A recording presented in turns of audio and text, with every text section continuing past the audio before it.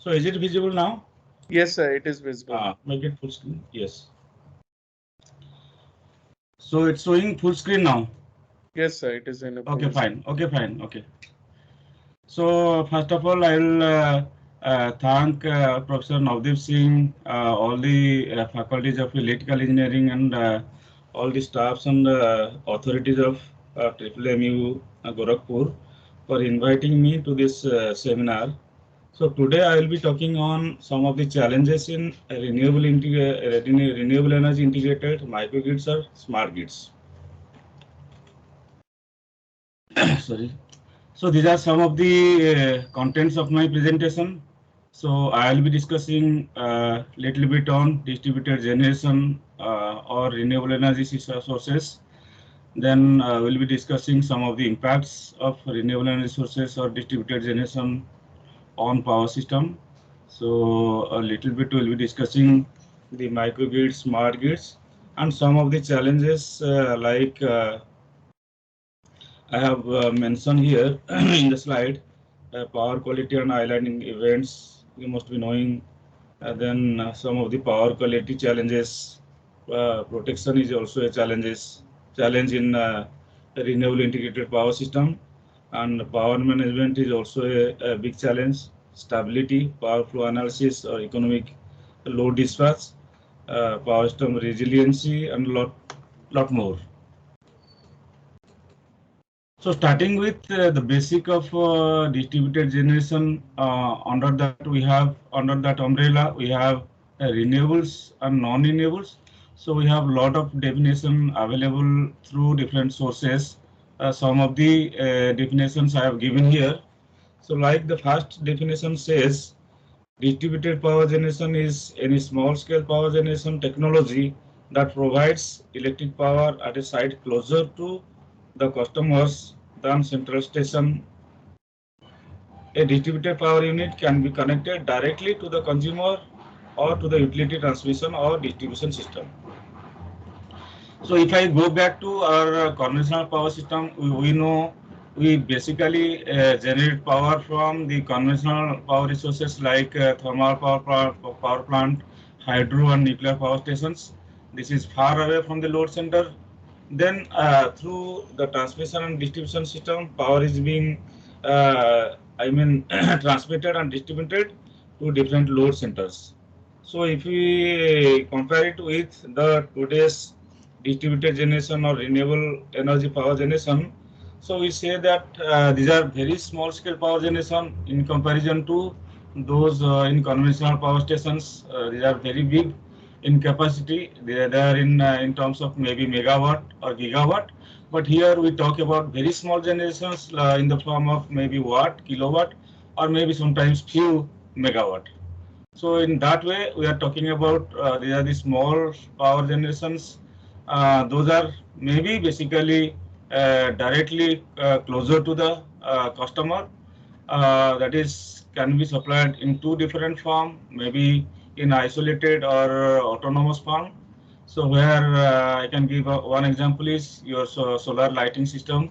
So solar power we are generating being directly connected to the light system. Or other choices, it can also be connected to the distribution end of the power system, or it is connected to the normal power system, conventional power system. In that case, we say that it is grid connected power system. So basically, we are dealing with these small scale power generations that may be from renewables or non-renewables. So under the umbrella of distributed generations, we have these renewables like we have solar power plants, it can be solar thermal, it can be solar photovoltaic. So two different way we can generate power from solar system. One way is direct with the effect of by using the effect of solar photovoltaic. Directly solar radiation is being converted to electrical energy. The other form is solar thermal, where the through the solar thermal or solar concentrator, we are accumulating the thermal energy or heat energy. That heat energy being utilized for converting to maybe steam, high pressure and high temperature steam, and we can always convert the mechanical energy to electrical energy, just like your thermal power plant. So that is also possible under solar thermal. Other we have generating powers maybe from wind energy, maybe ocean thermal energy, biomass, geothermal, small hydro, wave energy or tidal energy. These are all coming under the renewable energy options. So when we are talking about small scale power generations, not only the renewables, we have also some non-renewable options like you must be knowing the fuel cells. Sorry, the fuel cells generate power by combination of there is a chemical reaction between hydrogen and oxygen producing water plus free electron. This free electron is being allowed to flow in a closed electrical circuit, and that will be giving you current, voltage, or maybe power. So other option is your diesel engine generator. Diesel engine generator, gas turbines can also be used for these small scale power generations that can be connected directly to the load or maybe connected to the distribution end of the power system. So when you are talking about the distributed generations, it is very important that we must classify them into two different categories. Number one is the first one is the rotating machine based distributed generations. So that may be synchronous sometimes or maybe induction machine type distributed generation system, usually being used for the wind energy system or maybe wave energy power system. So that those are maybe using synchronous or maybe induction machine for maybe generating some of the powers. So other options are your converter based distributed generations.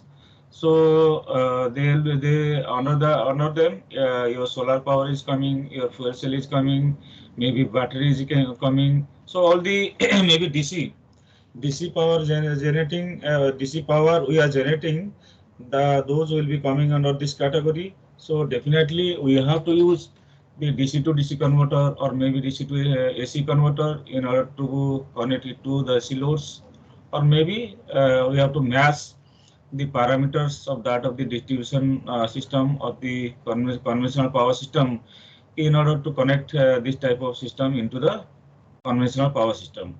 So why I'm talking about or why I'm classifying the distributed generation into these two basic categories, because they have different impact on the power system, because we know in power system we need to maintain the parameters like frequency, voltage, active power, reactive power, and phase angle, some other parameters that is important for designing a electrical systems.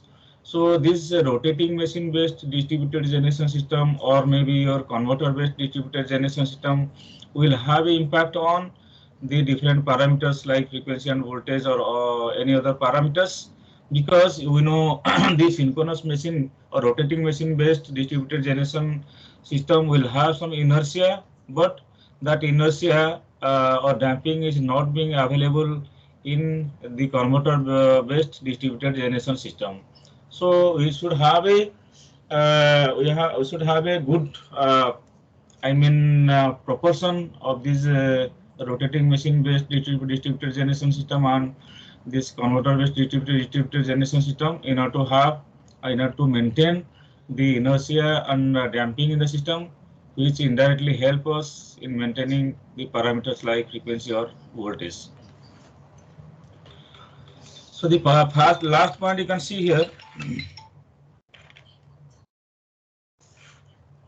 the ability to switch between grid connected and islanded mode is key to guarantee uninterrupted power supply to critical loads within microgrids. So those maybe issues we'll be discussing later on. So here basically I'm dividing into two categories to show that they have different impacts on the design, the operation and control in renewable integrated or maybe distributed generation based power system. So this figure shows the inertia in maybe rotating machine based or maybe converter based. You can see the middle one is showing rotating machine based generation. The right hand side is showing a converter based. Okay, it is showing a converter. Maybe we are using this solar PV system, maybe battery, or maybe sometimes fuel cell, or also we can use wind energy system that is producing AC. So we can definitely use AC to DC converter to supply to DC load or maybe to DC bus. Similarly, if it is a rotating machine based system, we can use maybe PV, wind, your nuclear power plants. It may be a combination of the conventional and non-conventional power plants, but it is usually based on the rotating machine based power system which have high inertia in comparison to the converter based maybe power system which is having low inertia. So this inertia or maybe you can say the damping has a greater impact on maintaining the frequency and voltage in the system. We'll be discussing a little bit later on whenever I'll be discussing how to control the frequency or voltage in a renewable integrated renewable or maybe distributed generation based power system.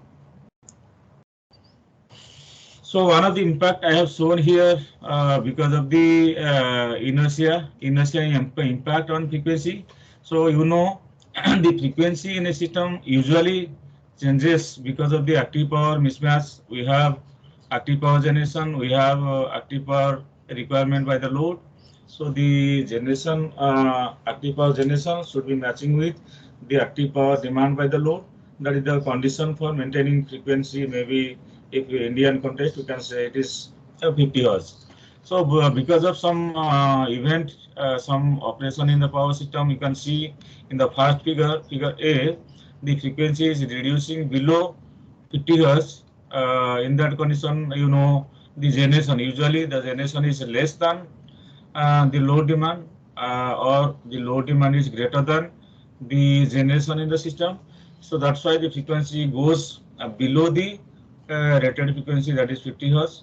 So we should use some control technique or controller that will be bringing back the frequency again to 50 Hz. So that is because of the high inertia. You can see the frequency is reducing maybe around 49 point maybe 3 or 4.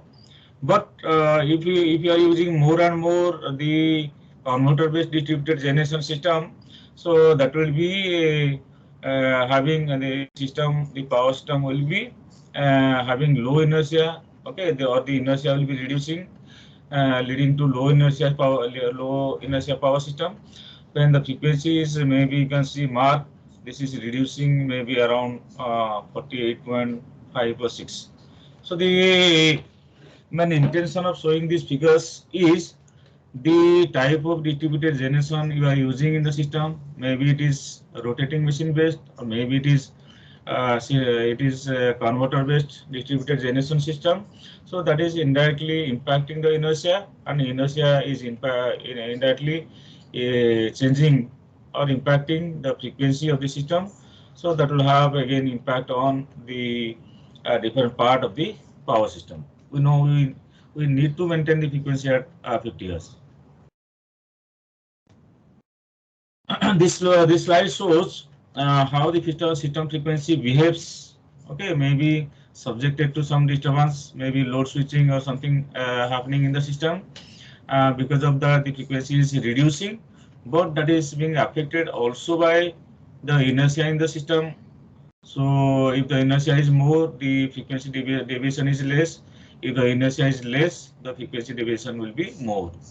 So if you mark this figure, okay, maybe around point A, there is some change in the frequency. Usually it is 50 Hz, then suddenly decreasing because of the maybe rise in the load, I mean a requirement of more active power, the generation is less than the load demand, so the frequency is reducing. So on slowly by the control action after sometimes, okay, maybe around some minutes, the frequency is coming back to the rated value of 50 hertz. So the red one is showing with without inertia, without virtual inertia. Sometimes we inject virtual inertia into the system, okay, no, not the actual inertia, but using the converters, DC to AC converter or DC to DC converter, we are injecting some inertia into the system. So with the increase in inertia, definitely the frequency deviation will be less. So as shown in the green figure, green curve, in comparison to the red curve where the deviation is more.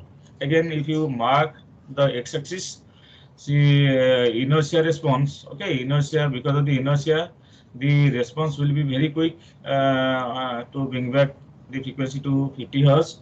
So it is usually less than 10 seconds. And if you are going for any governor action, then it will take maybe 10 to 30 seconds. Then beyond that, 10 to 30 minutes, it will be automatic generation control. So we have different control zones. So that is responsible for responding to any frequency change in the system to bring back the frequency to 50 hertz.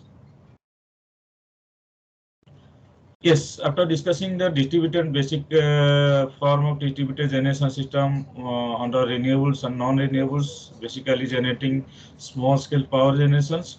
So we basically we are interested in some of the hybridization or making these microgrids or smart grid type of things by integrating some of the renewables or non-renewables power generations. So the reason being why we are interested in combining some of the renewables or non-renewable power generation is this renewable power generation is highly intermittent in nature. They are, dependent on the environmental condition or weather conditions, and that will be varying the wind speed, that will be varying the solar intensity or radiation, which will be impacting the generation from the solar system and wind energy system. So whenever the solar radiation is less, definitely we are getting less power from the solar system. When the wind speed is less, we are getting less power, maybe less power from the wind energy conversion system or wind energy system. So as this weather condition is impacting the renewable energy generations, so we want to integrate some of the renewables along with some of the non-renewables and some of the storage systems, like some of the hybrid combination I have cited. Okay, not limited to this combination, but there can be any combination. Okay, any renewables, non-renewables can be combined with some of the storage options, like it can be PV battery, it can be wind battery, it can be wind PV battery, it can be wind diesel fuel cell PV battery, it can be it can be wind fuel cell battery along with flywheel storage system. Sorry, flywheel energy storage systems. So there are a lot of energy storage systems are also being are available. The technology is available to integrate with these small scale power generations. Now, a little bit we will be discussing about microgrid. That is the hybrid form of these renewables with non-renewables along with some of the battery or maybe storage options. So microgrid is a group of interconnected loads and distributed energy resources within clearly defined electrical boundaries that act as a single controllable entity with respect to the grid. A microgrid can connect or disconnect from the grid to enable it to operate in both grid connected or islanded mode of operation. So basically we are combining this microgrid is nothing but a hybrid combination of we are combining some of the renewables, maybe non-renewables, or some of the storage options like your battery, your flywheel energy storage options. It can be a compressed air energy storage system. It can be super magnetic energy storage system. It can be ultra capacitor or super capacitors. So lot of I mean energy storage options is also available. So that can be also combined with maybe wind or maybe fuel cell or all other small scale power generations. So usually the microgrid is consisting of the distributed generations. It may be in the form of wind turbine, photovoltaic, fuel cells. It can have energy storage options like flywheel energy storage system, battery energy storage system. It can be ultra capacitor or super capacitor. It can be compressed air energy storage system. It can be hydrogen storage. It can be a super magnetic SMES, super magnetic energy storage system. So lot of energy storage systems is also available. So maybe 20%, 30%, 40% of the total capacity of the microgrid can be supplied from these storage options. And definitely the system is consisting of some of the critical and non-critical loads. I mean, if it is critical, like if it is a hospital load, so definitely the supply should be all the time. Available to the hospitals, okay, because it will be affecting the treatment of the treatment some of the persons or maybe patients in the hospital.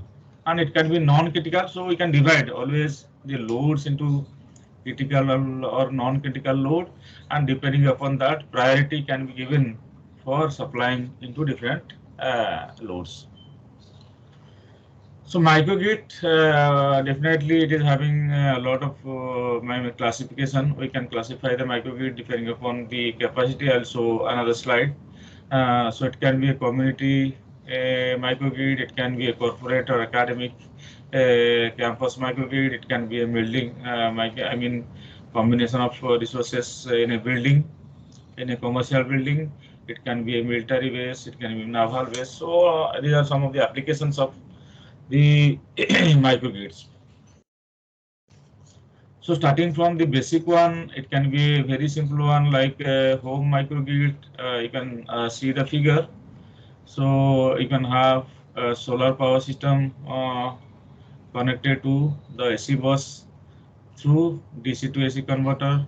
Then you can have energy storage option like battery. It is also connected through DC to AC converter. Then you can have smart appliances, lot of smart appliances or loads inside the house. They are taking power from the AC grid or AC bus. And if you see the lower part of the system, so there is a interesting device called PHEV, plug-in hybrid electric vehicle, is also connecting to the grid, to the microgrid through DC to AC converter. So this electric vehicle will be coming in a big way, and they will be definitely charging from your microgrid or maybe power system. So that will be affecting some of the electrical parameters, or it will be also affecting the design and operation of the power system. So the whole microgrid here, home microgrid, can be connected to the conventional grid through the point of common coupling, or maybe sometimes we call it power transfer switch or maybe power electronic switch. So through that switch, you can connect it to the conventional grid. So whenever power is not available from maybe solar or energy storage system, so definitely the grid will be supplying power to different appliances in the home. So it can be a corporate building or campus. It can be a corporate building or campus microgrid. So definitely it will be having a lot of loads inside the building, maybe the PCs, maybe different type of loads inside the building, which will be supplied through the wind energy system. You can see in the right hand side. It can be a solar power system connected to the AC bus, and you have a lot of the electric vehicles which will be maybe charging from your building microgrid. So you can have also this, you can see combined heat and power, okay, from the system, from the microgrid or maybe grid. You can get the supply, and you can also have this heat energy requirement sometimes in the building, okay, maybe your hot water you require, so that can also be supplied through these microgrids. So you can have also battery energy storage system, okay, and whole microgrid can be connected to the grid, the conventional grid, through your point of common coupling. It can be a community microgrid. You can see an interesting figure here. A lot of things is going on. This type of microgrid is being designed in European context. So some of the villages being interconnected through each other, forming a small community microgrid. You can see the upper part of the microgrid is consisting of a wind energy system. It is consisting of battery. It is consisting of some homes and buildings.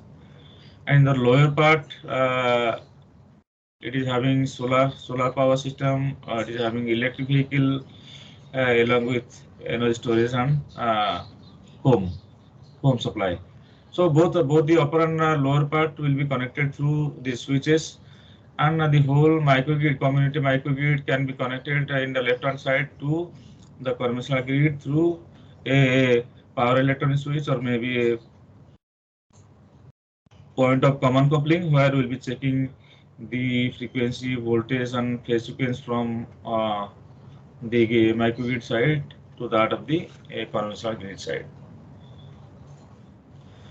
So it's very interesting to form this microgrid in the form of DC as well as AC.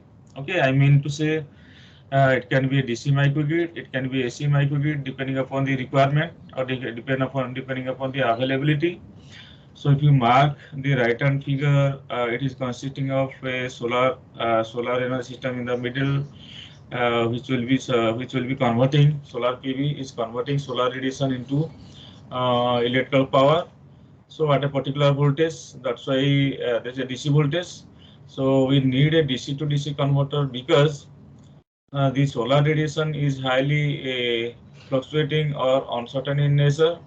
So the output power you'll be getting from the PV system, okay, or solar PV panel or set of solar PV panel will be highly variable in nature. So the variable DC is being converted to a constant DC through this DC to DC converter. Okay, sometimes we call charge controller or maybe buck boost converter.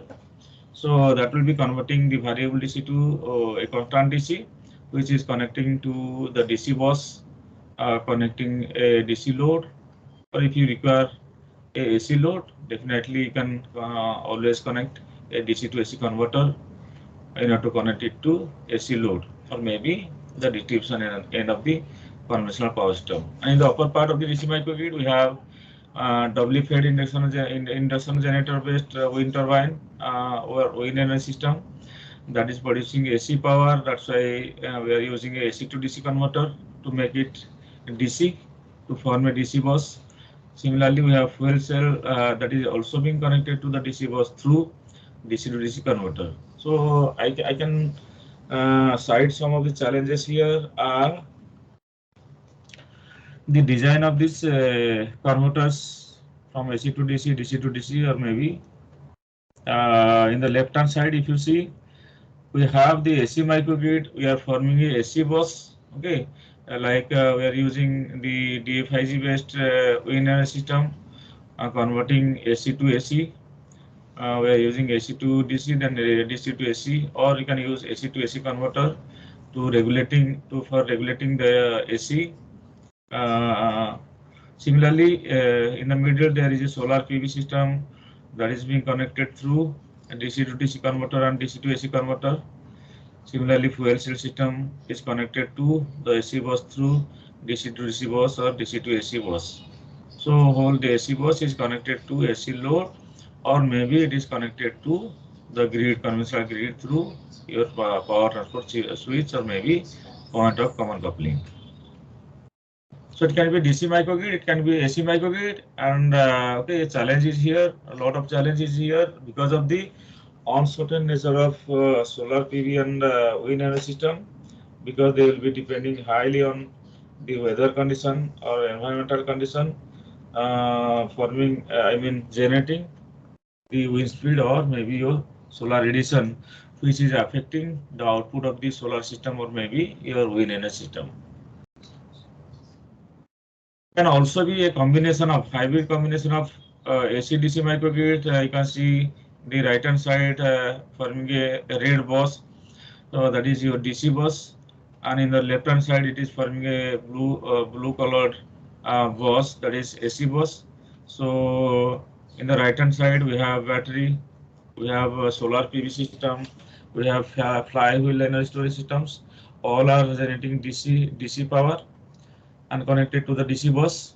And in the left hand side we have this wind energy system, we have solar PV.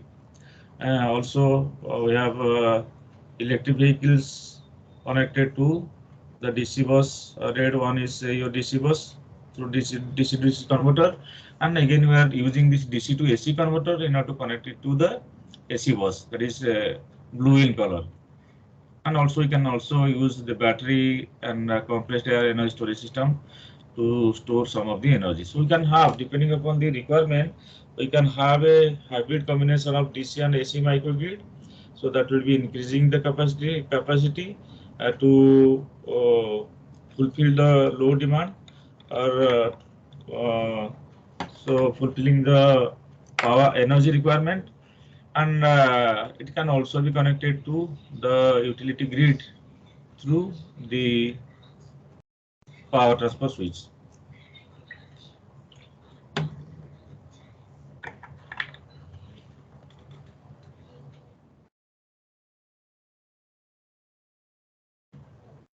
So it is the case when grid is not there. We have a hybrid combination of AC/DC microgrid, but it is not being connected. So that's why it is written islanded microgrid. So whole microgrid hybrid AC/DC microgrid is not connected to the grid. Rather, it is operating in islanded or autonomous mode of operation. Same thing.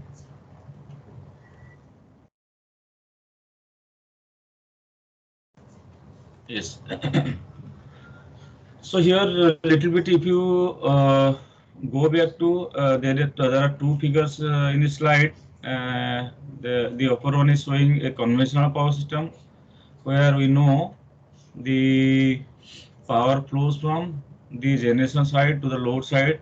If you mark the figure, in the left hand side we have different type of generation, maybe conventional power generations. Then we have the transmission system and distribution system, through which power is flowing from generation end to the load end. So if you mark the arrow here, power flows from left hand side to right hand side.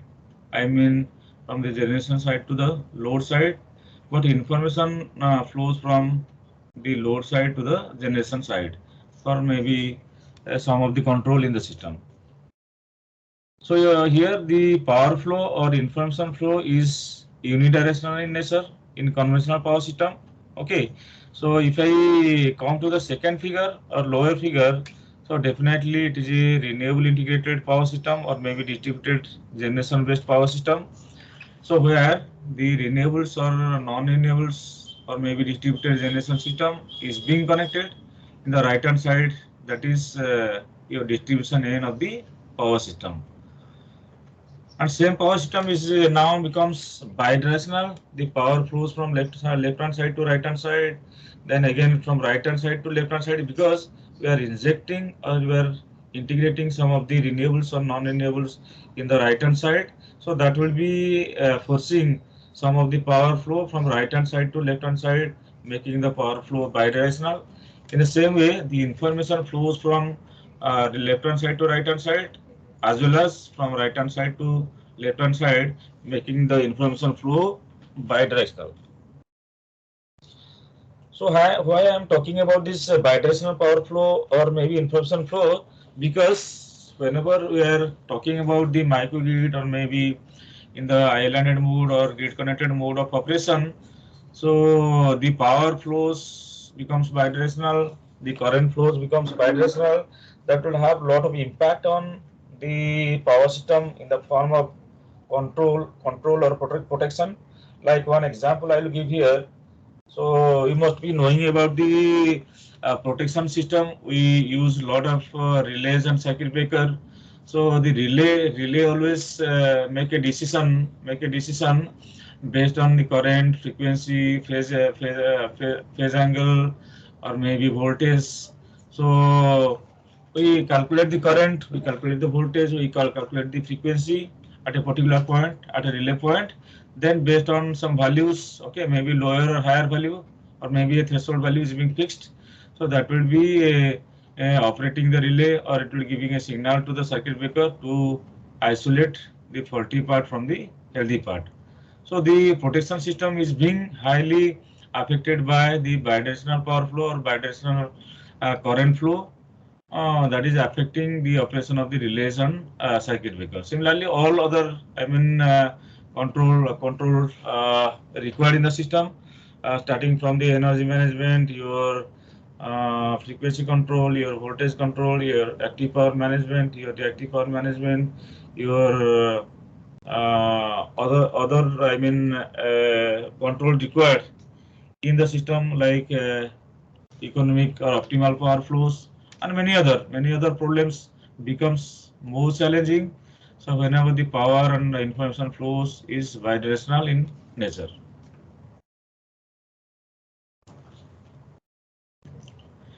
So a little bit I want to discuss about the electric vehicle that is coming in a big way in near future. So if you see the figure, so there are a lot of challenges in developing the infrastructure for this electric vehicle, which will be charging just like your petrol or diesel power stations. So on the road, whenever we are exhausted with the fuel, so we are maybe filling the vehicle with petrol or diesel. In the same way, we need to design, or we need to develop the infrastructure for this type of devices, electric vehicles. So that will be coming in a big way in near future. The number is increasing day by day, and it will be also charging from your grid, impacting the parameters. So the electric vehicle market is expected to witness a phenomenal growth in coming years. Increasing fuel cost, a rise in pollution level, and increasing government support will boost the adoption of electric vehicles in India. So this is some of the history that is showing for the electric vehicles, starting from maybe you go back to 1831. Then slowly there is a lot of evolution of these vehicles, and nowadays we are different type of engines being used for the vehicles. But now the electric vehicle is coming in a big way, which will be charging from the power stations rather than using this petrol, diesel, or some other fuels. So the evolution is starting from 1831 till date. So there are a lot of changes in the design of the vehicles, and we are now talking about the electric vehicle, which will be also charging from the power system we are designing, rather than using the fuels like petrol, diesel, or maybe gas. Showing the evolution of electric vehicles in the history. Same thing being developed slow by slow. We are moving towards starting from the old cars to the new electric vehicle. So there are a lot of changes in the design of the vehicle. So that is coming in a big way. So a lot of companies have already taken care of designing the electric vehicles, like your Tesla, Tata, Toyota, Honda, Chevrolet. So all these companies, Tesla, so they are all, started designing this electric vehicle which will be charging, okay, rather than using fuels, will be charging the battery maybe, and we can run the vehicle maybe 100 kilometer to 100 kilometer depending upon the type of vehicles we are using.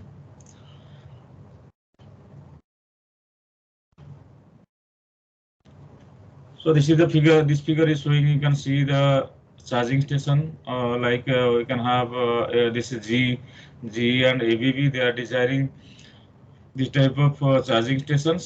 So you can charge your vehicle on the road, just like you are filling the fuels like petrol or diesel on the road. So this I mean to say the infrastructure is to be developed a lot. Okay, in Indian context, we don't have the required infrastructure so that we can charge our vehicle on the road. So definitely we can think of these type of structures or these are charging stations on the road.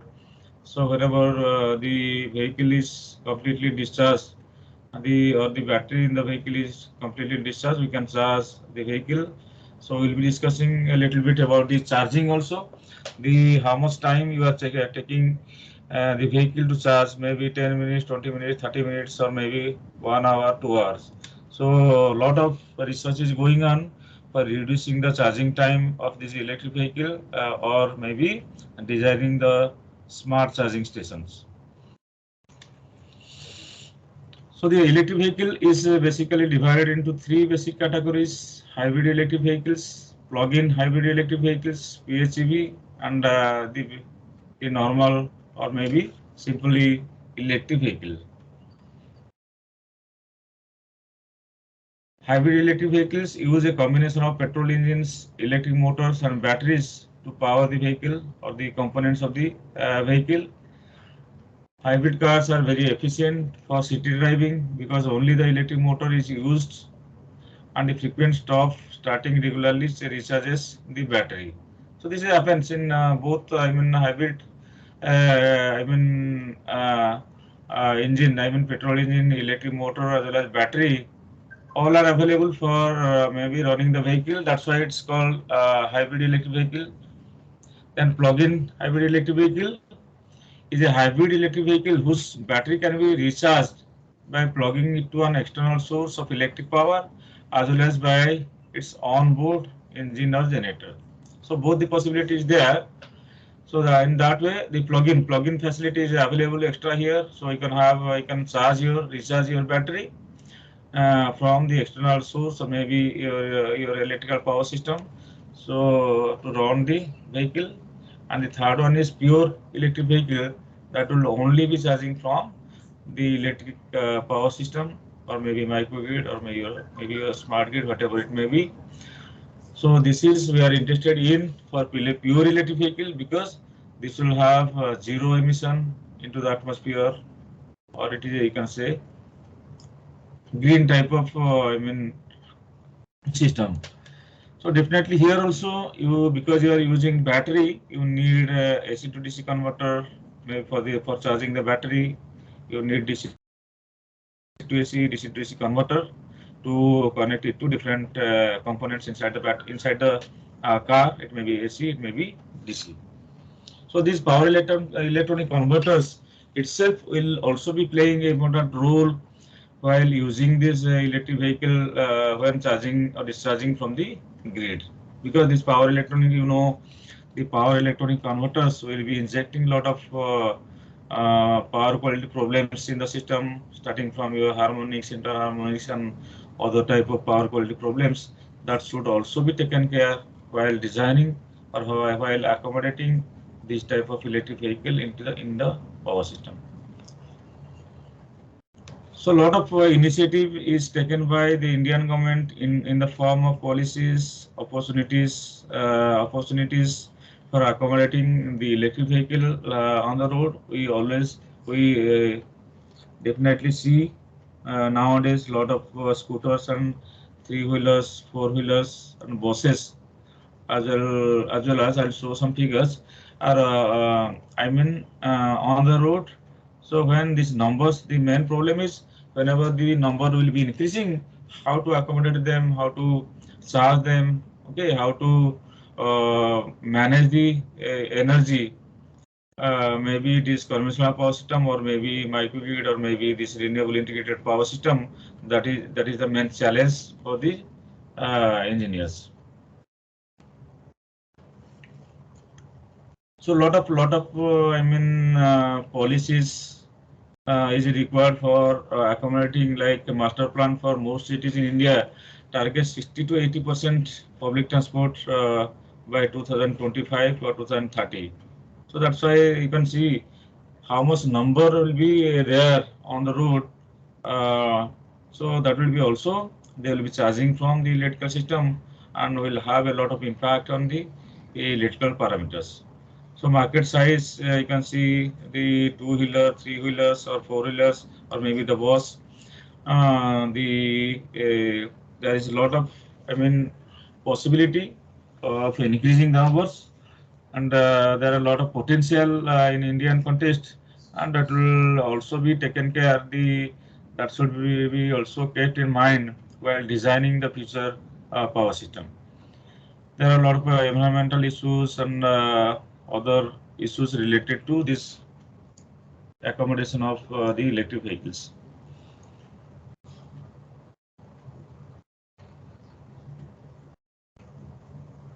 So there are some bodies already taking care of this, like NM, EMP, some of the body that is taking care of designing the policies for these electric vehicles in India. So you can see the numbers given here. So basically I can say the numbers will be increasing day by day, and we are targeting by 2030 lot of, around 50 to 60% of the vehicles will be the electric vehicle.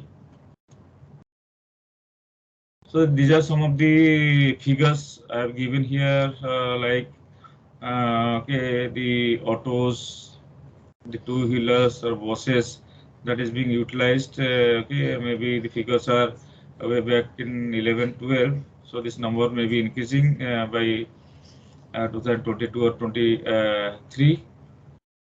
So you can see approximately 5 lakhs electric vehicles by 2012, and it will be increasing day by day.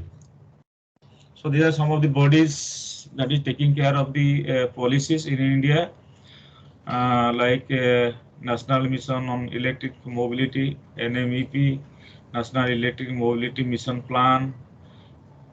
So FAME, faster adoption and manufacturing of these hybrid or electric vehicles in India. So these are some bodies that are taking care of the policies and other issues related to this type of vehicles.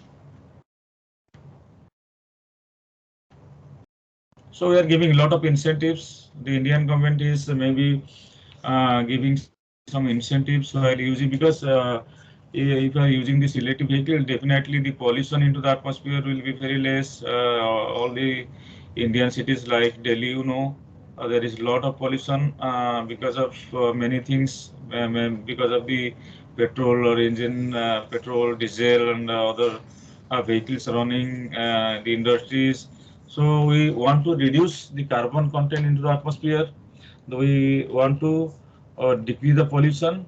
So that's why we'll be encouraging this electric vehicle in a big way in the coming days, and giving some incentive to the users so that they will be motivated for these electric vehicles for use. So like we can state level, we can have exemption of VAT over for this type of reduction in VAT. In the custom duties, like exemption of basic custom duty on lithium-ion automotive battery, exemption of, because your electric vehicle will be using the battery, exemption of custom duty on part of hybrid and electric vehicles, concessional excise duty of 6% to specified parts. So these are all, initiative we can take for giving some incentives into the users that will be encouraging the user for more and more the user for using the electric vehicles in the road. So there are a lot of challenges as well while we'll be thinking for use of these electric vehicles. So like India does not have lithium ion reserve to support a large domestic market for electric vehicle. That means we are not maybe manufacturer of this type of battery. Lack of clear policies for supporting the growth of supply, manufacturing and recycling of batteries. So once the a battery is fully damaged, how to recycle it, that policy should be there, that technology should be there for recycling the batteries, or, otherwise it will have a impact on the atmosphere as well. India's electricity mix is dominated by fossil fuel. Low carbon benefits need to be rationalized.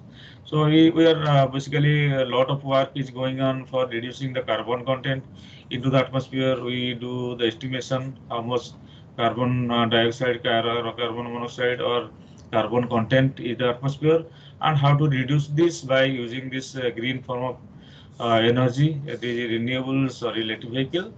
So that is indirectly reducing and the pollution into the atmospheres.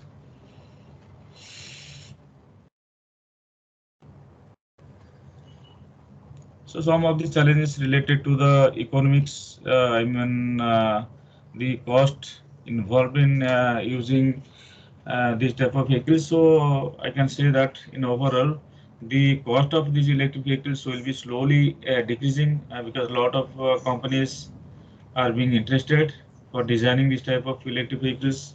I have shown the companies starting from Nissan, then your Hyundai, Suzuki, and Tesla. All are interested in designing this type of electric vehicles. So definitely, by development of the technology, the cost of the vehicles will be reducing. Mahindra, you can see here, Mahindra is designing a car whose cost is around 5 lakhs. So this is almost similar, maybe way back. The cost may be a little bit higher now, but the cost will be reducing a lot by the involvement of more companies for this type of vehicles. So Bangalore Municipal Corporation, Mumbai Metropolitan Regional Authority, New Delhi Municipal Corporation, though all this, then Athena Energy in IIT Madras. So they have all developed or are using this bus as well on the road. So that will be the number will be increasing day by day. So IIT Madras, I know I have visited sometimes the lab of Professor Junjunwala. So there they have a special laboratory. They are studying a lot of how to recycle the battery, how to reuse the battery, how to recharge, how to decrease the charging time of the electric vehicle. So all the challenges are already there. Technical challenges I'll show in some slide. The different type of challenges we have while accommodating this type of electric vehicles. So there are advantages and disadvantages in using these electric vehicles over the conventional electric vehicles. So better I should go to maybe, yes, this one. I'm interested in this one. So there are a lot of challenges related to technical. Then we have developing the infrastructure for this type of electric vehicle, framing the policies, and the market policy for this type of vehicles. So starting from the technical challenges, so I have already cited the efficiencies of the battery is very important because we want to drive maybe 100, 200, 300 kilometers. That is possible only when we are using some efficient battery and rechargeable battery. The driving range of electric vehicle is another issue. Maybe on the road after driving some kilometer, the battery will be exhausted. So how much time we are taking for recharging the battery? So that is also an important issue. Safety is an important issue, or recycling of this battery, environmental impact are also there. Sorry. As far as infrastructure, I have already told, we need to develop the charging infrastructure on the road. We have to develop this microgrid and smart grid type of thing, battery recycling, dedicated lanes for this or two-wheelers or these electric vehicles. We have to think of that. Then, in terms of policy, taxation of vehicles and components, subsidies on fossil fuels, electricity tariff policies. A lot of, we have already seen some of the slides. So the government is also, giving subsidies for maybe for the users, for encouraging them for using this electric vehicle. And we can have also this market issues, testing and certification, vehicle servicing, high capital cost and financing, electricity quality. That is another issue, like pure electric vehicle I was showing. We are using a lot of converters, DC to DC, DC to AC, or AC to DC converter. So they will be impacting the power quality. So that must be taken care while designing or while accommodating this type of electric vehicle in the system. Market for electricity storage, consumer perception, raw material for batteries. All these are, market related issues.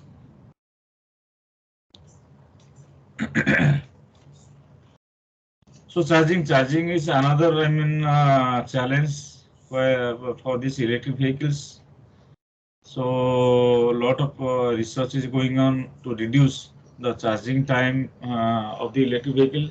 Otherwise, it will be on the road. Suppose the battery is exhausted, so I need to wait for another 1 hour 30 minutes for charge my electric vehicle. So a lot of research is going on for decreasing and the charging time to 15-20 minutes or maybe 10 minutes, so that the user will not be.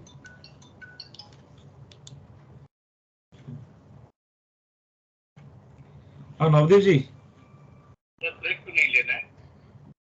हाँ अभी कितना बजे break चाहिए आप बोल दीजिए, ठीक है। आप अभी कर देते तो 15 मिनट बाद फिर बुला लेते हैं 35 पे 30 या 35। ठीक है, no problem. We can have a break from 8:15 to 8:30 maybe. We can start around 8:30. 8:30 तो ठीक है सर, आप बोलिए तो 15 मिनट का अनाउंस करवा देते हैं बस। ठीक है, no problem. I think we can have a break. That will be better, I think. जी. Okay, sir. So we can take a break for 15 minutes. Okay, it's fine. Maybe you can have a break. Maybe can we start up to maybe 8:30? Yeah, sir. Sure. We'll Okay. start. Okay, fine. Okay. So Okay, sir. After 15 minutes, Yes, it we will can be have a break again of 15 minutes. No problem. Yeah. Okay, sir. Okay.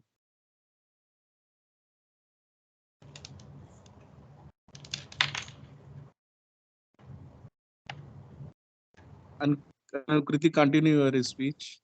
yes, sir. So we have a 15-minute break. So everyone will back at 8:30. Be on session and at a time 8:30. Thank you.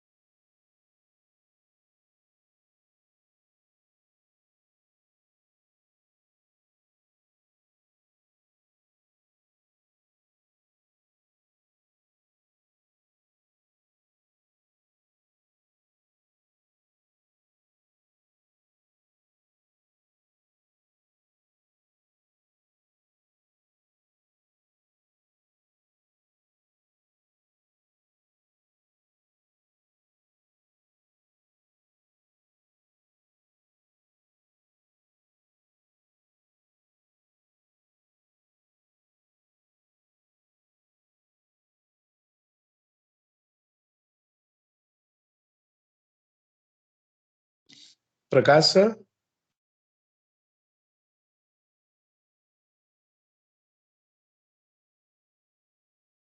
Hello. हाँ sir हाँ Singh sir. Start करवाएं फिर हाँ sir हाँ. Start करवाएं फिर हाँ, can we start? Okay sir Anukriti announce the statement Sir, yes, sir. Shall we resume the session, sir? If everybody is here, so we can resume the sessions. Maybe we can start. Yes, sir. Everybody is here, sir. You can start. Sir. Okay, can you see the PPT? your desk Yes, sir. sir Yes, sir. your desktop is showing yes sir Let me make it full screen. Now it is visible. Yes, sir. Yes, sir. It's visible. My voice is clear, na? Yes, sir. It's clear. Okay, fine. Okay.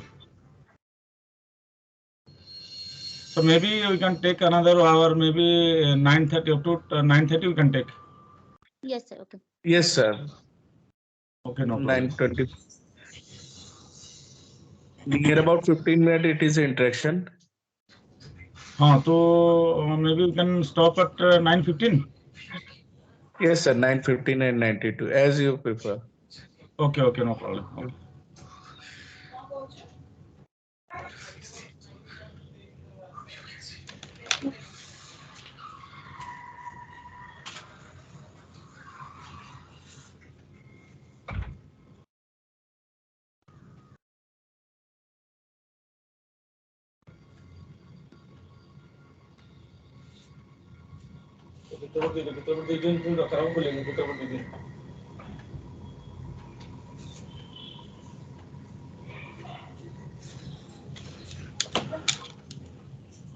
Okay, let us start. So I'll be maybe discussing a little bit on this basic thing I am talking about. Then I'll be discussing some of the problems the research scholar, the research group we have dealing with. So previously we are discussing about the charging infrastructure required for this electric vehicle. Is it now audible? yes sir it is Hello? audible sir. Yes Okay, sir. okay, fine. Okay, fine. So public, the charging infrastructure is a very critical component for electric vehicle. So usually it is depending upon in different type of batteries we are using this electric vehicle and being divided into different levels like level 1 low power chargers up to 1.5 kilowatt. Usually in Delhi the service voltage is 230 volt. So any charger on a circuit with a capacity of up to 6.5 ampere is considered as level 1. So maybe in different countries little bit it will vary, but we can maybe classify them into these categories: level 1, then level 2 medium power chargers up to 20 kilowatt, DC fast chargers ranging from 30 to 100 kilowatt. Then battery swapping option is also available. Maybe somewhere you are running, the electric vehicle is running on the road. Suppose somewhere the battery is fully exhausted, then you can change your battery, you can replace, you can take a new one which is fully charged to run your vehicle. That option is also available. So solar charging station, that is another option for this charging of electric vehicle. But very important is how much time we are taking to charge our electric vehicle because the user which is driving the electric vehicle will not be waiting for so much time like 1 hour, 2 hours for again rerun the vehicle on the road. So charging time is a very important issue. So a lot of research is also going on for reducing the charging time of this electric vehicle when fully exhausted, battery is fully exhausted, so that as much as possible will be taking less time for charging the battery for again running the electric vehicle on the road. So these are some of the options. Definitely smart charging is a issue for this electric vehicle, but the vehicle options like vehicle to load interfacing, is available vehicle to home. Your vehicle will be charging from the home. Then vehicle to vehicle is another option. One vehicle you have battery fully charged, but the other vehicle battery is fully discharged. Then you can also charge your battery from the charged vehicle. That is also possible. V2V, V2S, V2L, and other option is vehicle to grid. Your vehicle may be charged from the grid, that is vehicle to grid. So a lot of, the type of interface or maybe system is available for interfacing with your vehicle. And definitely the challenges for the different system will be varying. So there are a lot of issues we have already discussed about the technical infrastructure and market. I will not be discussing too much about this. Overall, I have told what are the challenges and issues related to the electric vehicles. So definitely the cost for kilometer calculation is also because you will be charging, will be taking power, and by using the, whenever you use power or energy, you have to pay the utility company. So that is also should be economical when we compare it with that of the petrol or diesel engine vehicles. So another issue I'll be discussing that is coming also a very hot topic for maybe whenever we talk about the smart grid type of thing or future power system integrated with a lot of renewable energy systems. So there is chance of cyber attack into the system. So the resiliency of the power system or to design a resilient power system is another issue when talking about the smart grid type of things. So not only the conventional faults, symmetrical, unsymmetrical, load switching, power qualities. So these are all type of maybe disturbances coming inherently in the system. And there is another addition is cyber attack because of whenever we move towards smart grid from a microgrid. So definitely we talk about the Internet of Things. We talk about the communication system, communication protocol. We talk about artificial intelligence. We talk about soft computing techniques. We talk about smart metering. We talk about smart meters. So lot of things are being integrated into the power system to make it smart, or we call it smart grid. So there is the use of IoT and smart communication system. There is possibility of cyber attacks. Somebody sitting at home can use your protocol, can use your communication and internet for injecting some disturbance into your system, so that the relay circuit breaker or maybe some part of the power system will be affected. So our power system should be resilient enough to come out of this type of cyber attack, in addition to the conventional symmetrical or unsymmetrical fault or other type of disturbances.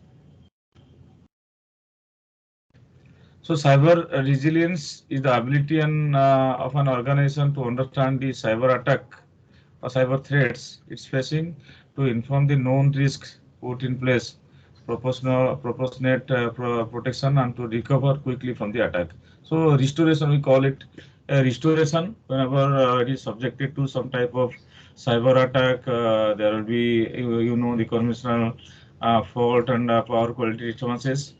So there are a lot of hacking. We know some people or somebody can hack your system and inject some disturbance into the system to there create a lot of problems in the system in terms of maybe control or maybe damage of some of the components. So there are a lot of issues maybe in Indian and outside context. So that has already been happened.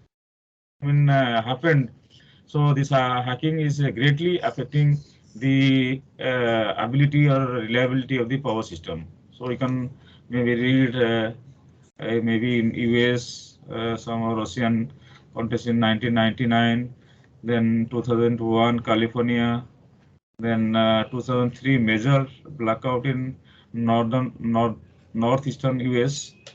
And we have also, we have maybe may not be in Indian context, we don't have an example, but there are a lot of other, possibility in Indian context when we'll be developing our power system into the future smart grid type of things.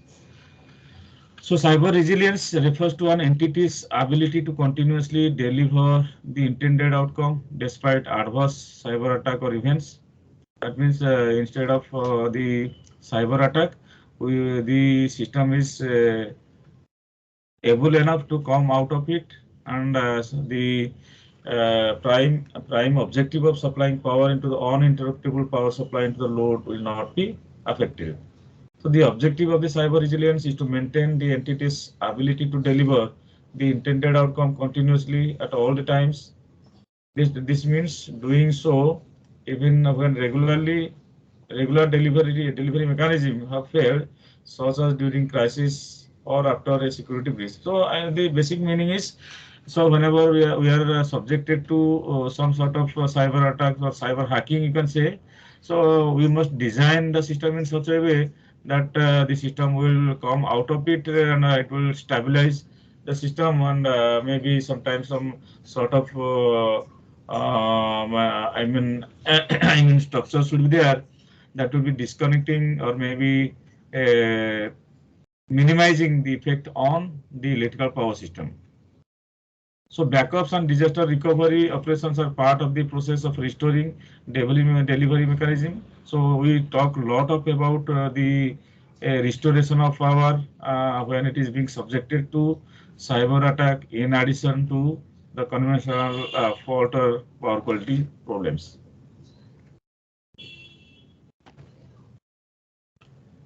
So resilience is the, so a lot of, if you see the literature, okay, a lot of research is going on for designing a resilient power system, or they are talking about the power system resiliency. So that is the capacity to recover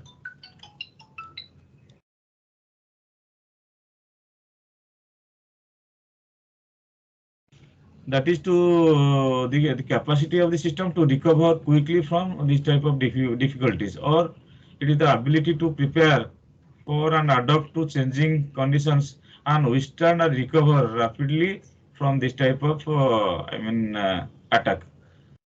So lot of indices or lot of analysis is being conducted for estimating the resiliency of the system, and based on that the restoration or maybe power will be restored in the power system, and the basic need of supplying power into the load will not be affected.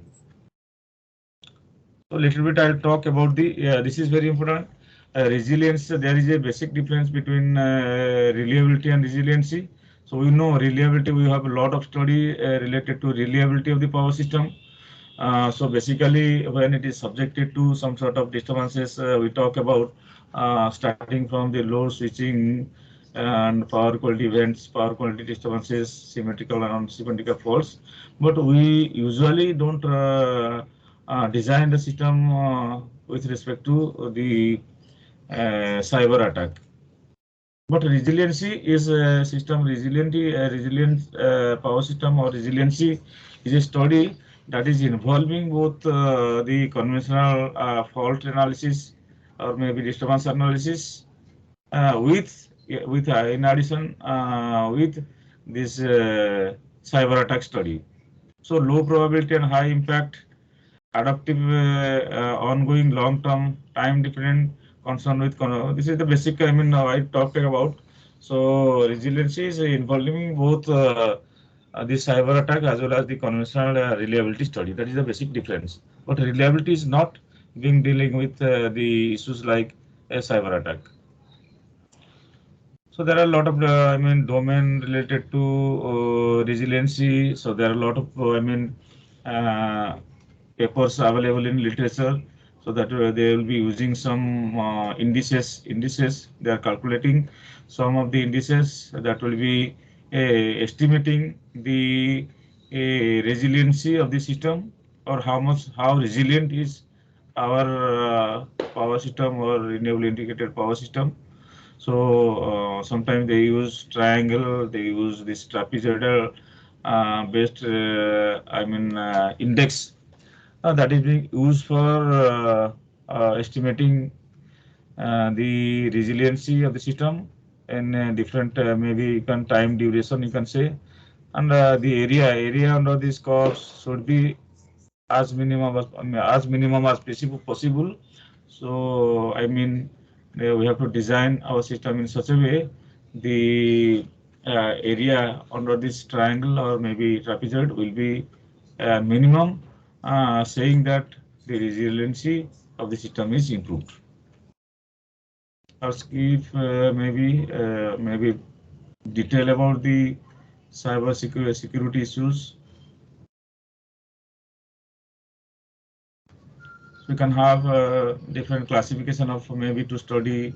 We are actually a lot of methods to detect and classify the cyber attack. Then some mitigation techniques can be adopted for dealing with the component wise, protocol wise, or topology wise cyber attack that is happening at different layers of the smart grid.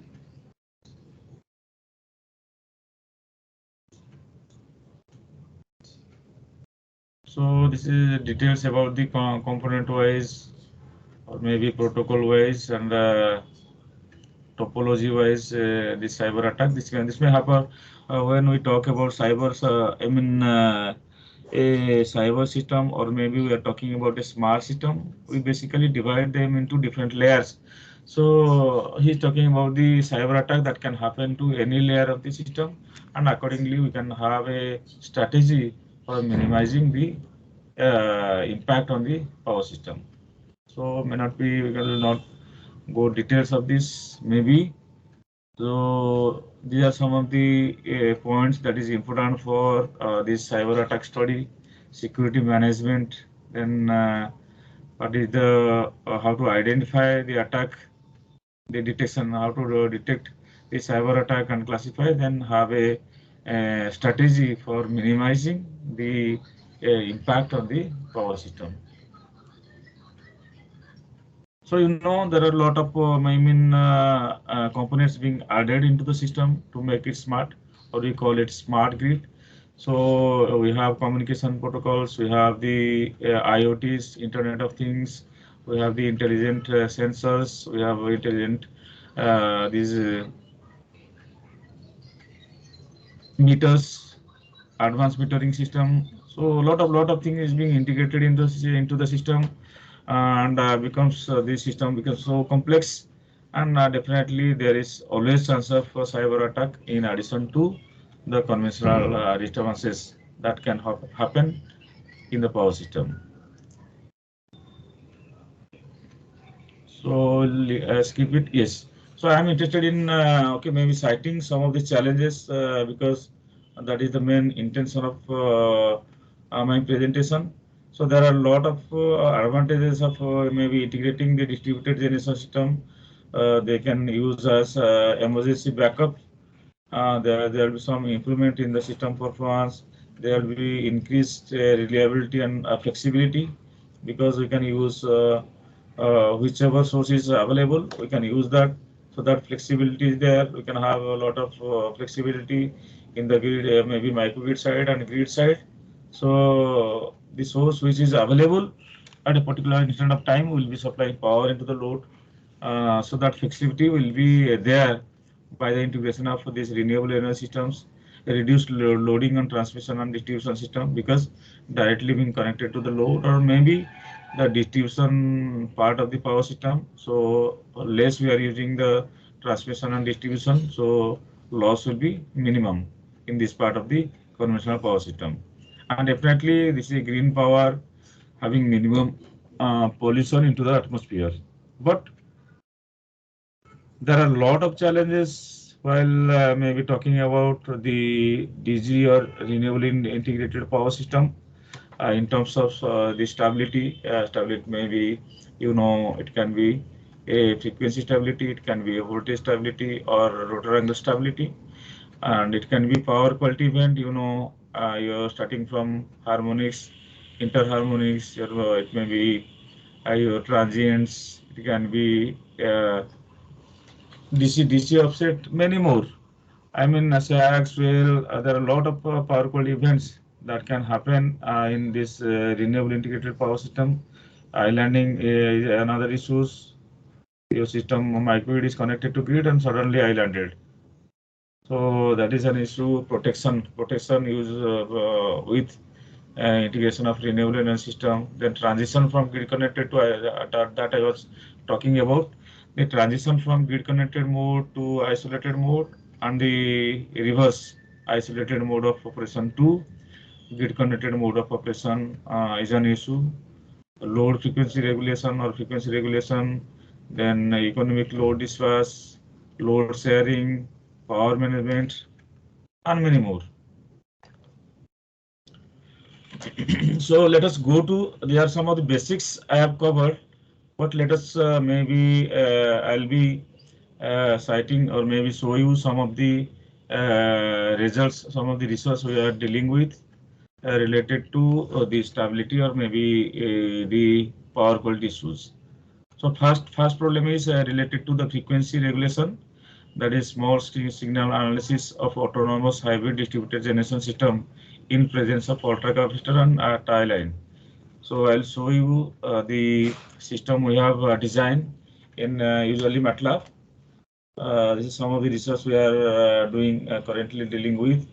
So we are actually designing a, you can see a hybrid system, or maybe you can say microgrid, that is consisting of wind energy system in the left hand side and integrated with a solar photovoltaic system.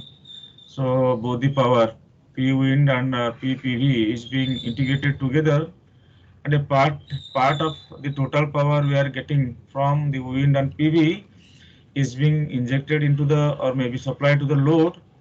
Actually, if you say it 100%, maybe around 10 to 15% is being used for generating the hydrogen for the fuel cell. You can see in the lower middle part, there is a DC to DC converter and aqua electrolyzer. So aqua electrolyzer is doing the electrolysis process by using the electricity. Okay, there will be electrolysis process that will be generating and the hydrogen. And you know, for fuel cell, we need both hydrogen and oxygen for producing power. To have a chemical reaction between a H2 and O2, producing H2O, water plus some free electron. So that is nothing but flowing in the electric circuit. So we are using around maybe 15% of the total power we are getting from the wind and PV for generating power, or for generating hydrogen that is being used for generating power from the fuel cell, and it is being injected into the system. The other standbys are the diesel engine generator that can also supply sometimes supply some of the energy into the load whenever power is not available from wind or maybe photovoltaic or maybe fuel cell. And in the load side, you can see in the upper and lower half, just near to the load, we have flywheel energy storage system. We have also battery energy storage system and ultra capacitors. These are some of the storage options that is available for maybe supplying the required energy or power into the load. So this is basically, we have framed a microgrid or a hybrid system consisting of wind, PV, fuel cell, diesel engine generator associated with the storage options, battery, flywheel, and ultra capacitors. So they will be basically supplying power into the load. So this is indirectly, you can say that this is a active power management. So we are generating active power from different sources, and we want that total active power generation should be matching with that of the active power demand of the load. If there is any mismatch, so that will be the responsible for changing the frequency in the system, and frequency will be taken back as a controller. We can design a controller for designing maybe some PID controller or maybe some of the robust controller. So that will be changing the power output from usually from diesel engine generator, sometimes this fuel cell, and this battery or flyable energy storage systems. So we have also taken a system like this, same thing I have explained, but the different maybe controller is designed for this power system. Also having this wind PV, you have the diesel engine generator supported by the storage options VSS, FSS, and ultra capacitors. So these are some of the equations maybe matching the total generation, active power generation that should match with the total demand in the load. That is last equation is showing the change in power, active power.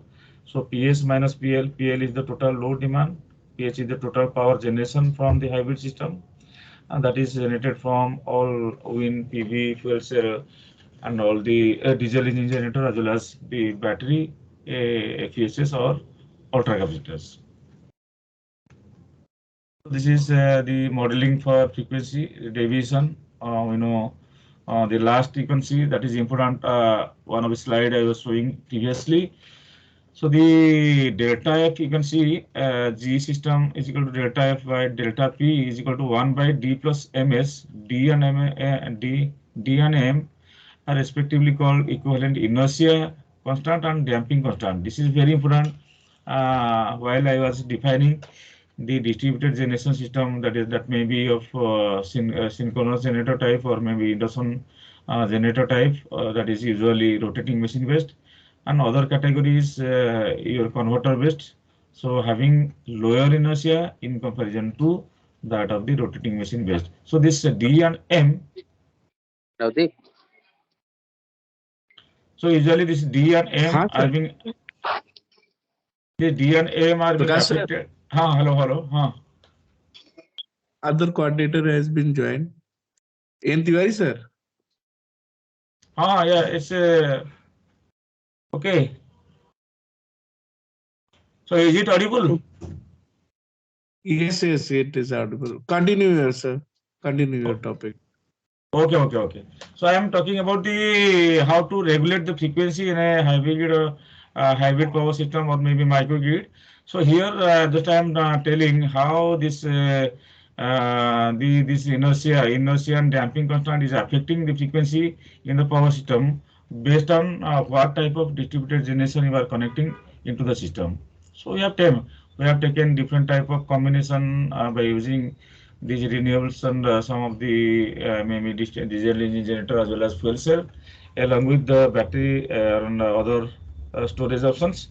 So that is indirectly estimating the frequency deviation in the system or frequency in the system. So if there is any frequency deviation because of the active power active power mismatch, that is active power generation and active power demand by the load, then frequency will be going to change, and delta will be taken feedback to maybe diesel engine generator, fuel cell, or maybe some of the storage system. So that will be indirectly increasing or decreasing the active power, or that is indirectly doing active power management in the system to bring back the frequency to the rated value of maybe 50 Hz. This is another combination we have taken. Then there is a tie line. Okay, you can one area maybe you must be knowing. We read in power system operation and control. So there will be multi-area power system connected through area 1 is connected to area 2 through tie lines. So whenever power excess will be in area 1, we can transact or can send some power from area 1 to area 2, or when area 2 is having some surplus power, so definitely there is always chance of transferring some energy or power from area 2 to area 1. So that is also always possible through using some tie lines in the system. So that will be improving indirectly the active power management in the system, or that will be improving the frequency regulation in the system. So we have designed a controller, maybe PID controller. Okay, maybe it is difficult to maybe understand here, but if you see the first two diagram, first two figure in the whole diagram. So first one is changing the wind. wind power output. Second one is changing the load. So when wind power output is changing, definitely the total generation will be affected. And when load is changing at some point of time, you can see there is a step change in load at nearly about maybe 50 second to 100 second. Similarly, we are changing the wind power from 200 to 250. So definitely there is mismatch between the generation and load demand. Changing the frequency, the last red figure you can see red with black. So this is estimating the deviation in the frequency. That should be within some limit in order to keep the frequency around 50 Hz. We know its maximum possibility is maybe 1% or maximum is 3%.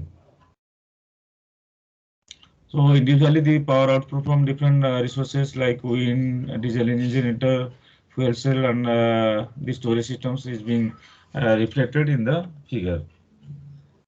So we have actually estimated, or we have seen the frequency of the system at different operating conditions by changing the maybe the solar radiation, changing the wind speed, changing the wind power output, and changing the load, how the frequency is varying. And you are seeing in the figure there are some peak during 50, 100, 200, and 250 because some change is there in the form of load or maybe in the form of output of the wind energy system. So with different combination of storage systems and different combination of power system, we have calculated the change in frequency or maybe frequency deviation, and we have seen that with use of ultra capacitor in instead of BESS FESS combination. So the ultra capacitor FESS combination is giving minimum frequency deviation because the ultra capacitor or super capacitor is having a better response, quick response in comparison to BSS. So I mean to say ultra capacitor is, if you use ultra capacitor, definitely the frequency deviation is minimum as comparison to maybe BSS or FESS combination.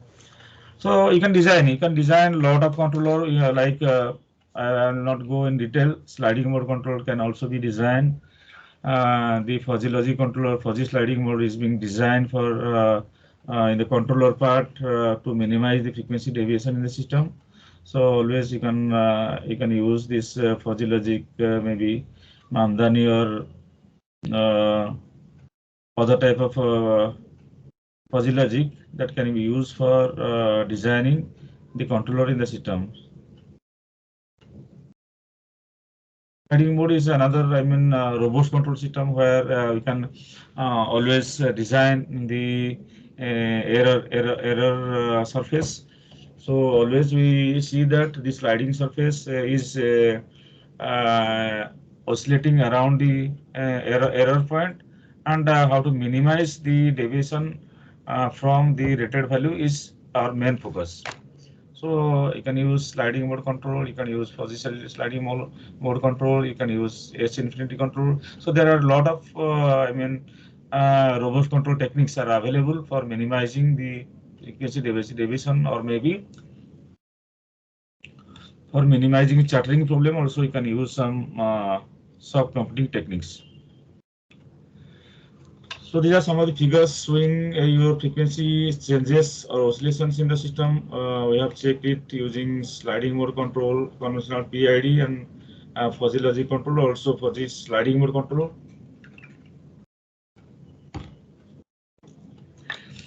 It is being observed that while using this sliding mode control, which has the ability for minimizing the error surface, the frequency deviation becomes minimum as compared to the conventional PID or maybe fuzzy logic based controller for frequency regulation.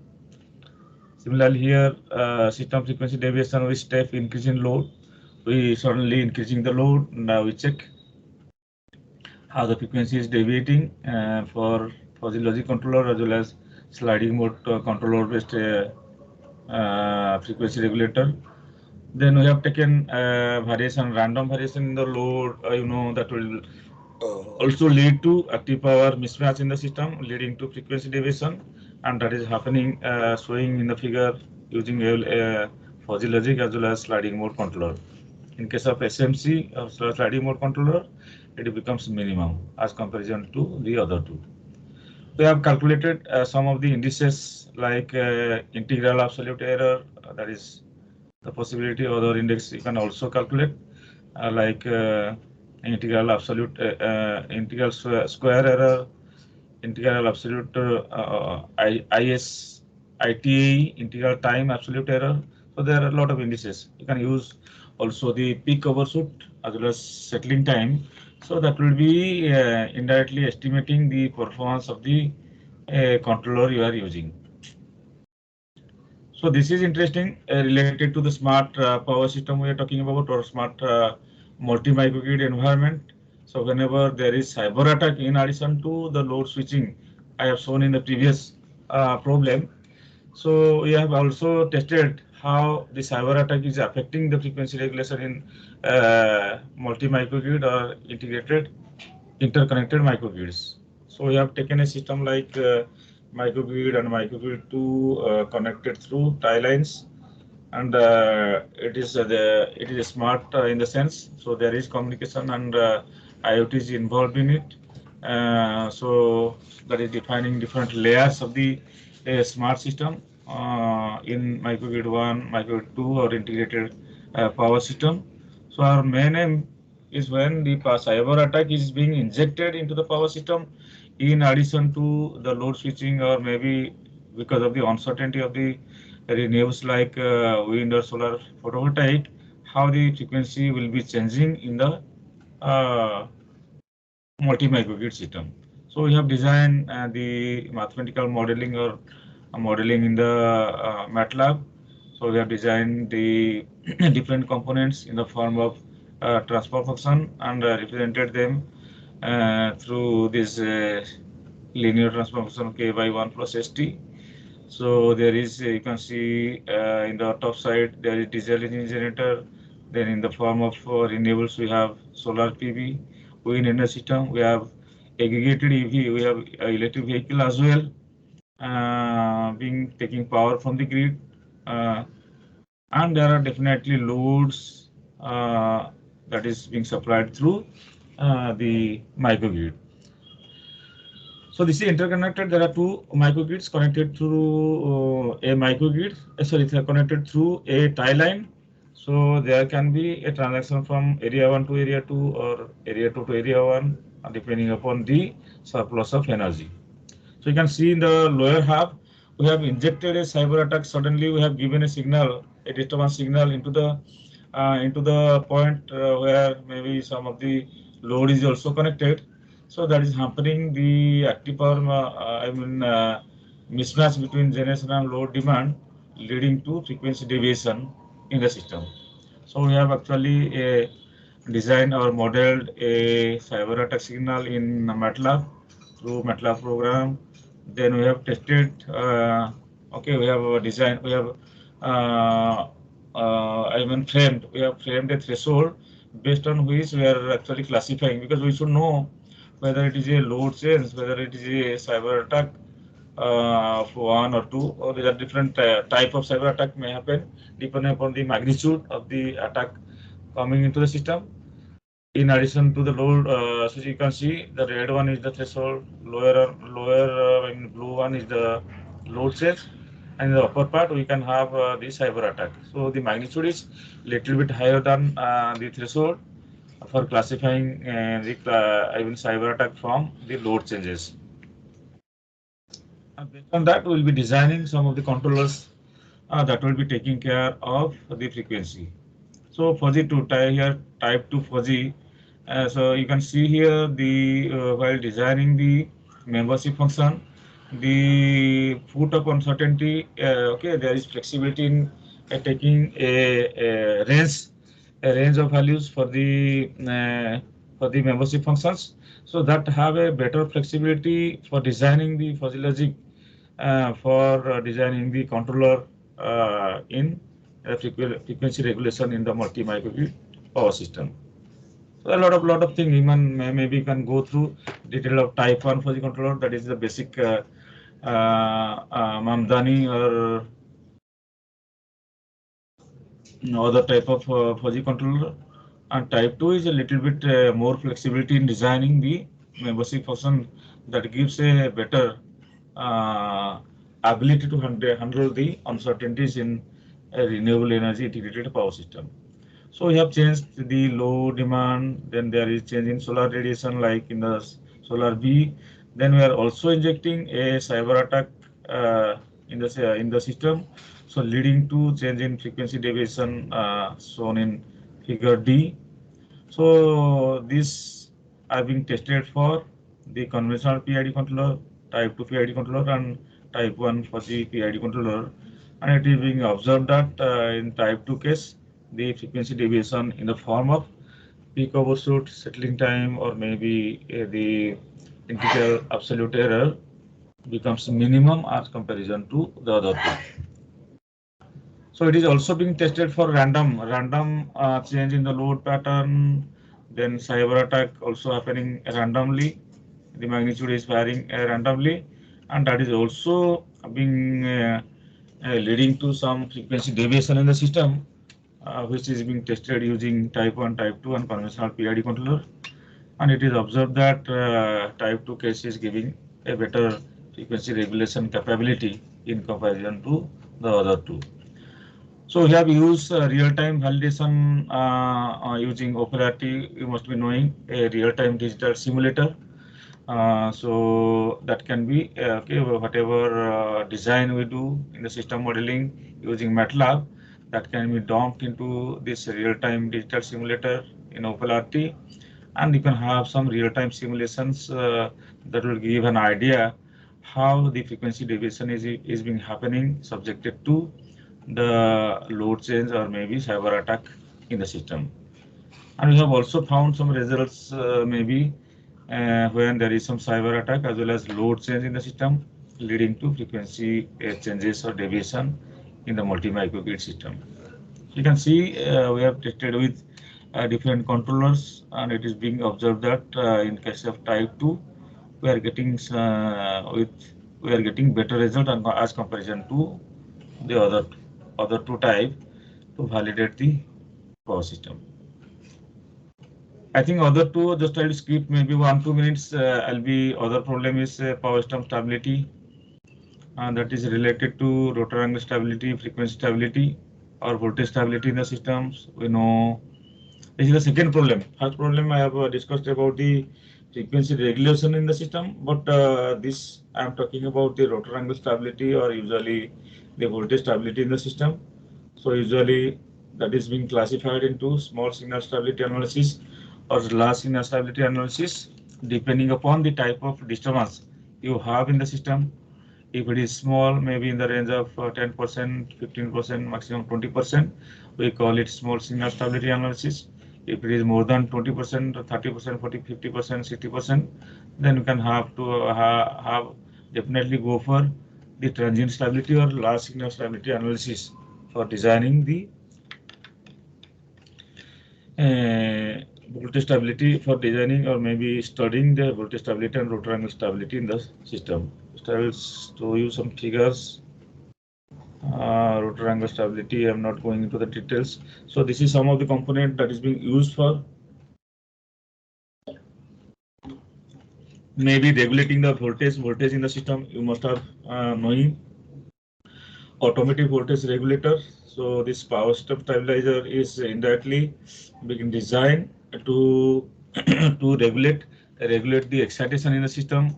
So depending upon the voltage variation in the system, the excitation can be increased or decreased to have a control over the voltage of the system. So different facts controller can be maybe injected or maybe integrated or incorporated into the system for maybe improving the voltage stability. We have done the study with single machine infinite bus system, that is simplest one.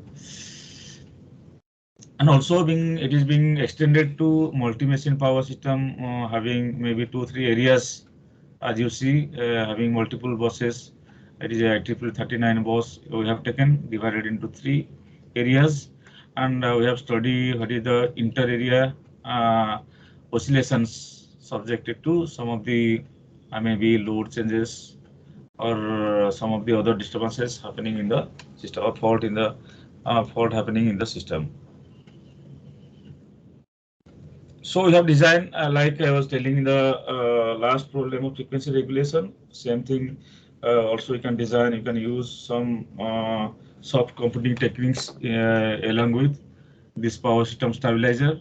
So one study we have done, hybrid firefly swarm optimized fractional order type 2 fuzzy PID PHS for transient stability improvement in a IEEE 39 bus power system, as well as single machine infinite bus system.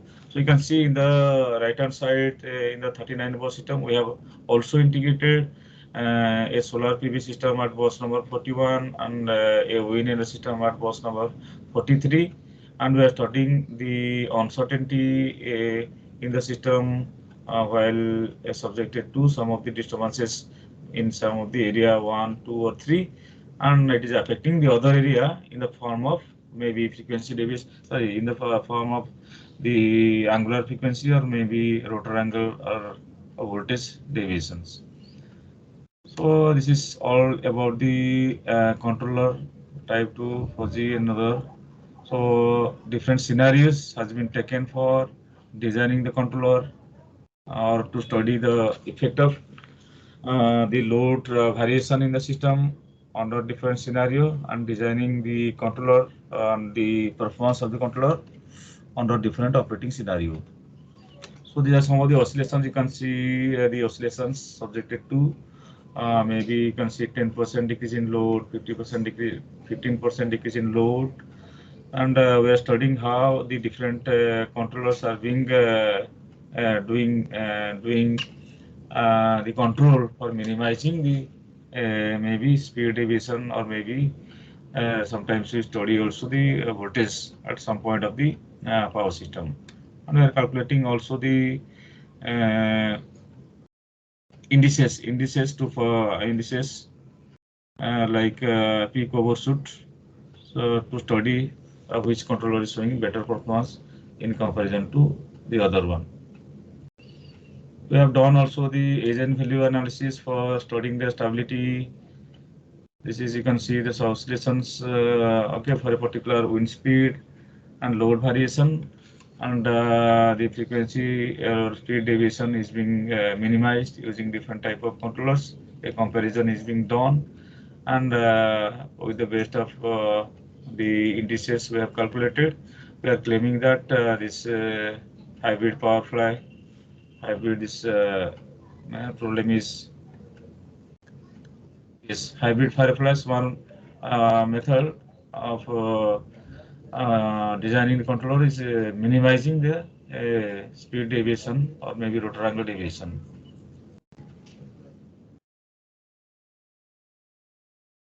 I think okay, wide area monitoring control I will not be covering. So basically, just I will summarize here a little bit because the time is almost I'm touching 9:25. Just I will be summarizing what I have discussed in the presentation. So initially I talked about the distributed generation, the renewable energy systems. Then I talked a little bit about the microgrids, electric vehicles, and framing the hybrid combination of these renewables or non-renewables. I discussed a little bit about different challenges we are facing in the form of microgrid and this multi-microgrid, or maybe smart grid environment. Then as far as the research we are doing, a little bit I have explained in different systems related to frequency regulation in microgrid or multi-microgrid power system when subjected to load change or cyber attack. And little bit maybe 1 to 2-3 minutes I have shown the issues we are doing related to stability in the system for checking the rotor angle stability or maybe the voltage stability in the system. So thank you so much. I am not covering the other portion of my presentation that is containing wide area monitoring control, then power quality and other events are being also analyzed. But due to the time constraint, I think I should stop here and let us have some discussion. If you have some queries, maybe we can discuss. I'll also give my mobile number and email ID to Professor Singh for future interaction as well. So thank you so much. Thank you so much for all the faculties, head of the department, and director VC you have. And my special thank to Professor Singh for inviting me to this seminar. Thank you. Thank you, sir, for the this outstanding lecture. I have one question, sir. Yes, you can. You are talking about the microgrid with the electric vehicle. So it will be with the both V2G and G2V. So how we are deciding to when the work as V2G or G2V? Because if a consumer are using electrical vehicle, so how he decide that we should participate for the load frequency control by using the electrical vehicle? Okay, actually, ma'am, you are yes, your question is very good. I mean, you are asking a very good question. But here, actually, we are doing only small signal stability analysis. Maybe we are not taking in a larger scale. The electric vehicle is being charged from the power system. That's why we are only taking into account the either charging or discharging part of the power. I mean, electric vehicle. So that is indirectly either we have to take maybe charging or discharging to estimate the frequency deviation in the power system. But we are not exactly what you are talking about. We are not exactly estimating both mode, charging and discharging mode at a time for studying the frequency deviation in the system. Okay, thank you, sir. That may be maybe whenever you are designing the maybe transient stability analysis, maybe with a larger disturbance, or maybe when the penetration is increasing. So definitely we should take care of how much electric vehicle will be charging, how much will be discharging. That estimation should be local. I mean, there should be a local controller that will be taking care, and that will be giving information to the central controller that will be taking care of the frequency in the system. Okay, thank you, sir. Yes.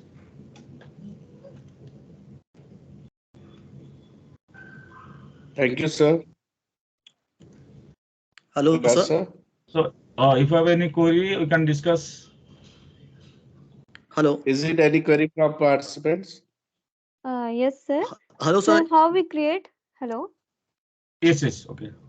So how we create the fuzzy rule for any system means in respect of error or change in error.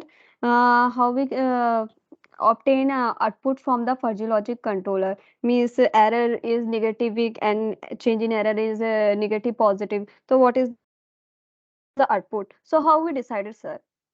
That is actually we have to study. Maybe you are talking about the designing of the fuzzy controller, because this is we usually called a experts design. So you have to study, like in the frequency deviation. I have told.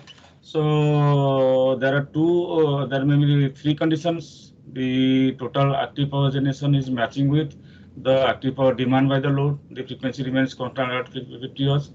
The other two conditions are active power generation is more than the load demand, that is the delta F, the frequency deviation becomes positive, and when active power generation is less than the active power demand, the delta F becomes negative. So then we have to study in which condition the frequency deviation becomes positive and negative, and accordingly we have to frame the Mabasi functions and the fuzzy rule. The important part of the fuzzy design is framing the fuzzy rules. So that is indirectly telling us the input is say input. There are two inputs. Input one is this. Input two is this. Then my input should be output should be this. So that is indirectly he is talking about the variations, whether the frequency deviation positive or negative, and accordingly we are framing the inputs, and we can have a relation between input and output for designing the fuzzy rules. So basically, the system should be studied in a more comprehensive way whenever depending upon the operating condition, so that the frequency deviation, or maybe it may be applied to any other problems as well. And we should design the fuzzy logic in a more comprehensive way, and we should study the system, how the output is being varied depending upon the change in the input side. Then we can form a particular, we can frame the fuzzy rules. So, or maybe we can define the membership function as well. So that will be helping us designing the fuzzy system for minimizing the parameters like frequency deviation. Thank you, Hello. sir. Yes, yes. Hello. Hello, sir. I'm audible. Yes, yes, yes. Sir, Uh, just I want to say that my name is Amit Sharma. Sir, I want to say that what are the other research areas by which we are going to control our load frequencies if we are considering EVs into our account? And since my work was on basically on fuzzy logic, I have been doing it. But sir, what are the other tools by which we can control our load frequency and considering EV into as our load? Yes, yes, yes. So definitely you can design microgrid in addition to renewables and non-renewables I have shown with storage options will be there, and definitely there will be electric vehicle as Madam has asked previously. So when you are telling I mean integrating electric vehicles in there will be larger penetration of electric vehicles. So then it is very it is very much required to know which electric vehicles are charging, which electric vehicles are discharging from the grid. And depending upon that, the equations I have shown will be positive or negative. If it is charging, it is taking power from the grid, it will be negative. If it is discharging, it is supplying power into the grid, so it will be positive. So depending upon that, the equation will be managed, and there should be some local controller I have told. That is one part. And you are talking about Okay, sir. the fuzzy controller you are designing. That is one option for designing the frequency regulator. But other way you can use simply we are using PID controller supported by some of the optimization techniques, or without using fuzzy logic you can also have the robust controller, because we are using this PV, and so we in a system which are highly uncertain in system. So there will be a lot of uncertainties in addition to the non-linearity in the microgrid, in the different components of the microgrid. So the non-linearities and uncertainties will also be designed using some of the robust control techniques like I have told, the fuzzy sliding mode, then H2, H infinity, Lyapunov control. A lot of robust control techniques are also there that can be designed for frequency regulation in the presence of microgrid with electric vehicles. So one more question is in my mind, sir. If Yes, we yes, look into the if we look into the current scenario of India, since yes, yes. has got a since EV has got a boom in India right now, but as far as we see the updation of the grid, that is not going as fast as the EVs are going into the market. So will it be will it be a burden on the grid because our grids are not getting updated? So Yes, yes, the definitely, whatever definitely. research. Yes, sir, I very much agree with you, because we are in India, we talk about maybe if we compare Indian grid with that of the maybe European or American Western grids. So definitely they have better, they have done their grid more intelligent, more smarter than our, but we are not prepared, we are not behind.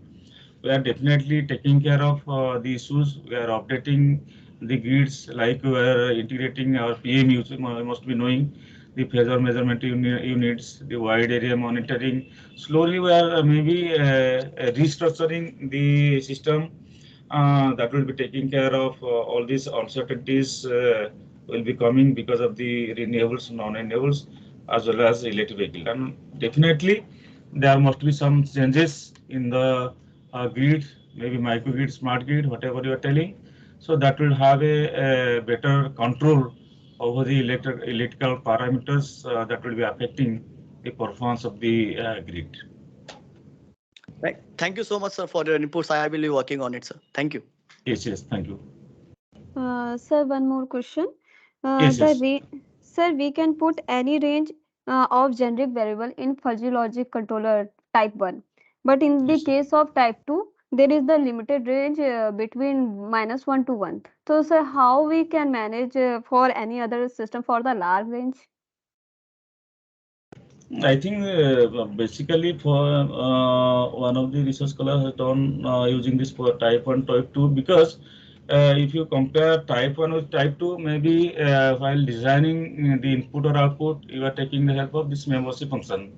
So there you can see the flexibility you are taking in designing the membership function. If you go through the literature, there is some I mean index we call it foot of uncertainty. So more flexibility we are getting for taking maybe the range of values we are taking for designing the membership function, whether it is input or output. But I maybe not tell in exactly how what should be the range because this will be varying from system to system. Maybe we can study the fuzzy rules while framing the fuzzy rules. We should have an idea about the variation of the output with respect to the input. That will have that will give an idea how to frame the fuzzy rules by taking the foot of uncertainty, how to take the maybe a set of values or range of values in the membership function while designing fuzzy 2, I think. But exactly like you are telling -1 to 1, maybe that will be varying from system, what I feel. Thank you, sir. Thank you, sir.